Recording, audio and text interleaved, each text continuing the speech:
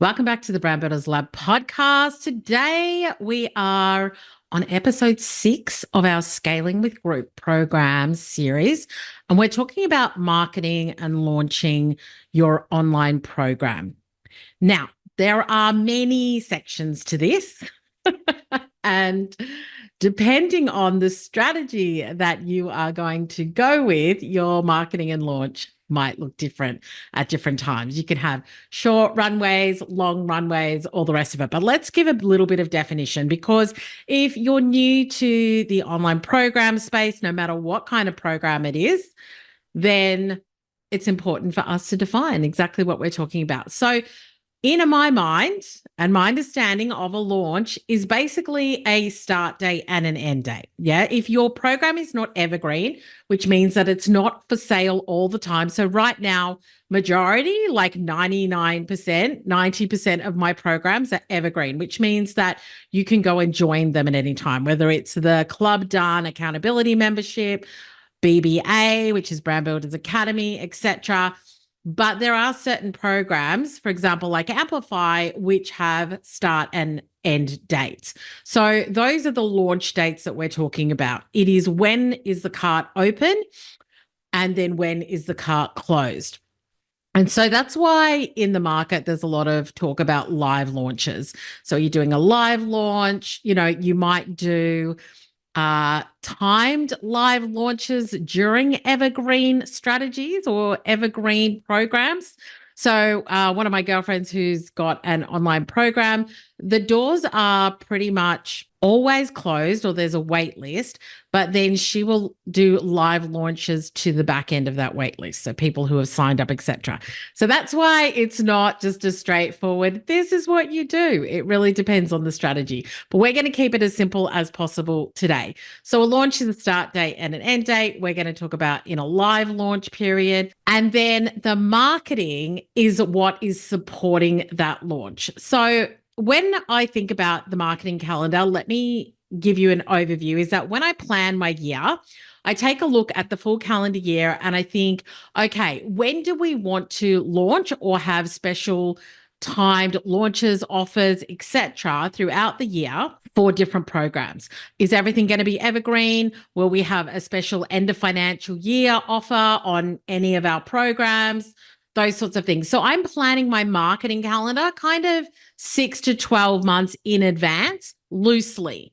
Like I pencil it in and I think, okay, when do we want to promote different programs? And it could be seasonal, depending on what it is that you're offering. Like if you're a fitness coach, then maybe launching just before summer or launching in winter so that people have a summer body, whatever that means, could be a good time for you. There could be other things where you're like, well, I teach people how to do X and it might be seasonal.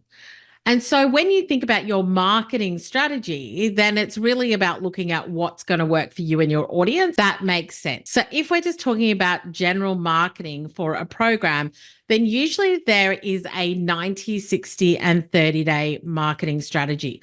Sometimes people launch a lot sooner and so they don't have that much time. But it's taking a look and saying, okay, if I wanted to launch in 90 days, then these are some of the things I'm going to start doing. And the things that you can do are starting to build a wait list or starting to build your list more intentionally than usual. Because obviously you should be looking to build your list all the time. But when you know that you might be launching something in 3 months' time or 4 months' time, you want to start to really build the audience for that, which is what we talked about in the last episode, and start to attract them into a central place where you can obviously then nurture them, build the relationship so that when you're ready to launch, you've got your audience there as well. You might be posting on socials and talking about whatever the problem is that your program solves. You might be getting people onto your list. You could be running webinars this early just to build your list as well. You might be doing some collaborations. So really planning out, how am I going to be reaching this audience and what are the things that I'm going to be saying? So as part of your marketing strategy, you're going to be really honing in and focusing in on particular messages and seeing like what is really resonating with your audience and what's attracting them the most. Having a marketing strategy that gives you a bit more time time allows you to test and see what's working and what's not at that moment in time, because you've got to remember that the market's always changing. And so it's important to know what's working for you. So you might do that in 90 days. 60 days, you're going to be thinking about what are the bigger marketing efforts that we're going to be doing. So for me, I like to do webinars. That works for me. We run ads to our webinars, and then I have a couple of dates depending on how long doors are open for. And that webinar is going to be very specific to exactly what the program's about. Other things that you could do could be like a podcast series that's specific to the needs of the audience and what they're looking to do as well. So I've been really transparent, is that obviously the doors to Amplify are opening in August. I'm doing a number of live masterclasses. I'm doing a podcast series on building your online programs. We're doing other ads as well. And then I'm also doing things on social. I'm emailing my list. And so that is a really good overview of what your marketing strategy could look like. But it's just being really tailored and knowing what you're going to do and when you're going to do it. And so planning out your marketing is going to mean that you're not hustling as much, but that you've got these things like ready to go. And one of the things that I've done in the past, we're not doing it at the moment, but that I've done in the past and that I always recommend to clients is a rinse and repeat strategy. So if you've launched and you're doing live launches, if you've launched in the past and you've got all the assets, you've got the social posts, you've got the email copy, you've got the webinars, etc., and it's worked and it's converted in the past, then when you launch again, you can always do the same thing with some tweaks. Now, when I first launched BBA years and years ago, I think that I probably had the same strategy for about 2 or 3 years, and it worked really well. So because it converted and it worked well, I didn't change it. But then we got to a point where it needed to be changed and the message wasn't resonating as much. And so that is something that obviously happens that you need to stay on top of. But being able to measure what's working in your marketing is going to help to inform what you continue to do, what you stop doing, and what you need to evolve or tweak as well. Once you get into that 30 days, now you're really upping the ante. So you need to be focused in on, okay, when an email is being sent, what are we saying in them? What's the open rate? What's the click-through rate? Do we have a wait list? Do we not?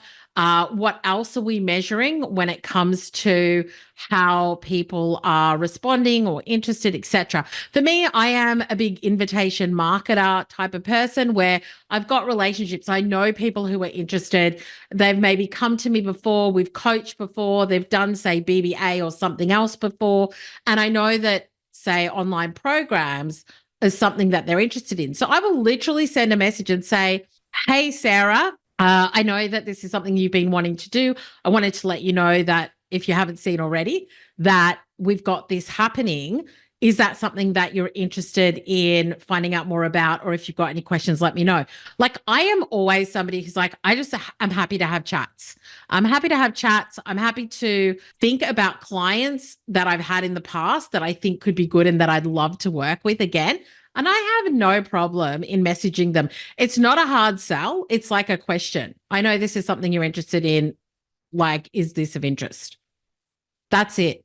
So I think that if you can also think about the relationships that you've got, as well as all of the automated things, like doing ads and the webinar and any funnels that you've got, etc., then that is also another marketing strategy or tactic that you can use.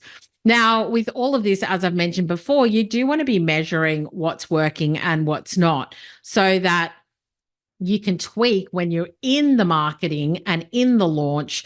So I've had clients in the past where they've kind of run through their rinse and repeat. They've got the number of people that they want, but they're not potentially either getting the sales or things aren't going as well as they would like. And so then we take a look and we say, okay, what are some other fill the gap things that we can do, where it could be a live, it could be a Q&A, it could be, reaching out to people that have clicked on the links to the program during your email sequence.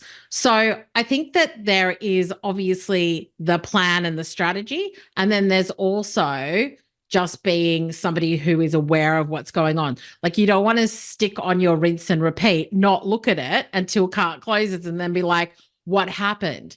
Because the market's always shifting and changing, you've really got to stay on top of what's going on when it comes to your program. And right now, different things are selling in different ways. So certain memberships are doing quite well at the moment, which are kind of that midpoint of $100 a month. You absolutely, people are selling higher ticket, but in the market that we're in right now, as I'm recording this, which is like July 2024, it's a tighter market. And so, we've kind of gone through that COVID bubble where everybody had a lot of money because nobody was going out. I actually had a dinner the other night with supper club with a group of business owners, and somebody said, oh, remember when we were COVID rich, which is basically when you weren't going on holiday and you weren't doing anything and you had all this money. And so really high ticket programs were selling like hotcakes, like people had the money. And so I still think people have the money when you sell it well and you market it well and you've got the right message. But I think it's also about understanding the market and thinking about what is the right price point for what it is that I'm selling. And obviously having those conversations and making sure that you're messaging it right and you're targeting the right audience is going to make a big difference. But I also think, going back to, I think it was episode 3 in the series, was around the mindset, is that you've got to like show up and believe when you are marketing that this is perfect for the client that you're targeting, that this is perfect for the person that you're speaking to. So marketing is as much about energy as it is about strategy. You can have your 90, 60, 30-day runway. You can have your rinse and repeat. You can have all of your ads and everything else that's happening, but it's also about the energy that you're showing up with. Like, how are people connecting with you? Are you speaking to them right now? Are they feeling like I want to work with that person? Like, they get me. They understand what it is that I'm going through, and their energy is totally my vibe. And so I think that, because personal brand is so important, when we buy a program, especially if there are live elements to it, we're interested in the person. Yeah, we're interested in them, what they have to teach, their expertise. And so when you are in your marketing and launch phase, it's really important for you to show up as much as possible so that you can be sharing that energy and they're getting that vibe from you so that they can make those decisions as well. So those are some of the things to think about. You need to absolutely believe until doors close if you are in a live launch.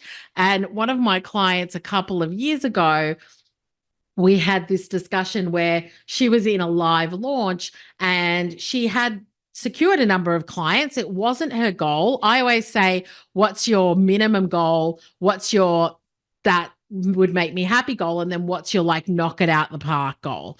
And having those 3, I think, is good.